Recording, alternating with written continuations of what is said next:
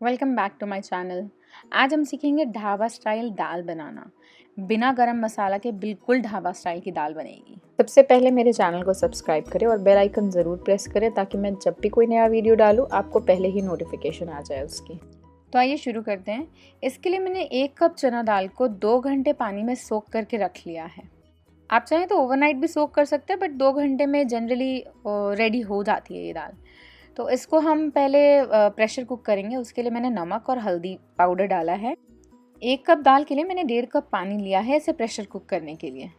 और हम pressure cooker का ढक्कन लगाकर इसे 2 सीटी तेज़ आंच में आने तक पकाएंगे, फिर मध्यम करके यानी आंच कम करके 2 सीटी आने देंगे।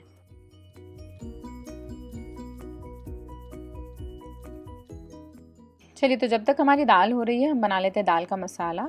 इसके लिए मैंने कढ़ाई में 2 चम्मच तेल डाला है। 1 चम्मच इसमें हम जीरा डालेंगे। जीरा के तड़कने के बाद मैं इसमें डालूंगी ग्रेटेड अदरक, कटे हुए लहसुन और हरी मिर्ची बीच से चीरा लगाई हुई।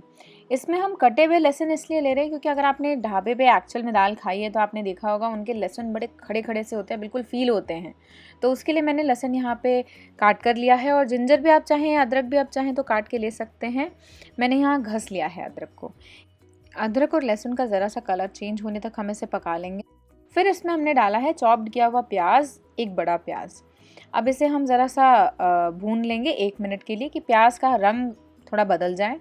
फिर हम इसमें डालेंगे 1 चॉप किया हुआ टमाटर। इन सबको डालने के बाद हम ज़रा इसे 1 से 2 मिनट के लिए इसी तरीके से भूनते हुए पका लेंगे।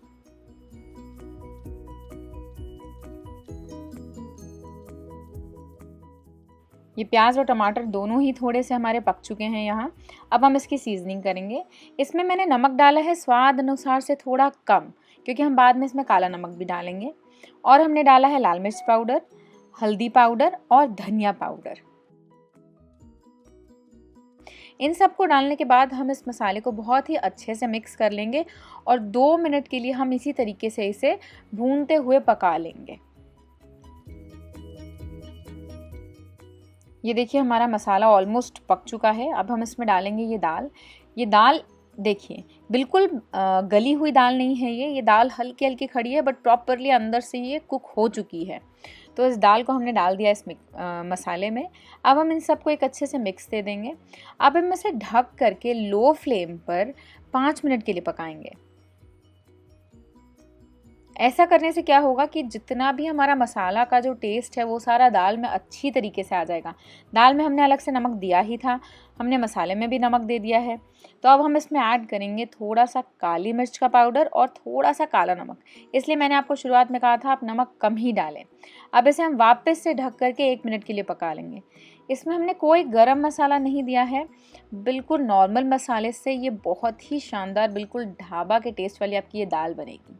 ये देखिए हमारी दाल प्रॉपरली कुक हो चुकी है, इसकी कंसिस्टेंसी भी बिल्कुल परफेक्ट है। तो अब मैं इसमें ऐड करूँगी चॉप किया हुआ धनिया। और ये दाल हमारी बिल्कुल रेडी है। सर्व कीजिए इसे नॉर्मल रोटी के साथ, तंदूरी रोटी के साथ। बहुत मज़ेदार बनेगी ये बिना गरम मसाले के। ये देखिए दाल हल्की खड़ी खड़ी भी है और बिल्कुल पकी हुई भी है। तो ये हो गई हमारी प्रॉपर ढाबा दाल। ज़रूर ट्राई करें और मुझे बताएं कि ये रेसिपी आपको कैसी लगी।